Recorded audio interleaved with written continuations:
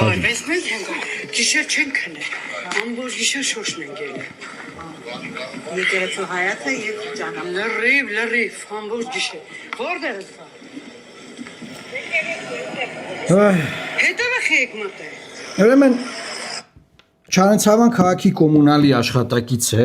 տիկին է, բավականին տարեց եւ նա շատ անկեղծ մտածում է որ լավություն է անում Նիկոլ Փաշինյանին, շատ անկեղծ ասում է Նիկոլ Փաշինյանի գալուց առաջ ամբողջ գիշեր փողոցը մաքրել են որ Նիկոլ Փաշինյանը գա է փողոցը մաքուր լինի։ Սա ի՞նչ է ժողովուրդ ջան, սա ժողովրդավարության մասին է, սա ինչի մասին է, սա իրավունքի գերակայության մասին է, սա ժողովրդավարական առաջնորդության մասին է, թե սա ասենք տենց փոքր տենց ինչ-որ բռնապետիկական բան է, չգիտեմ, հայերեն բառն չի գալիս։ Սա ինչ է։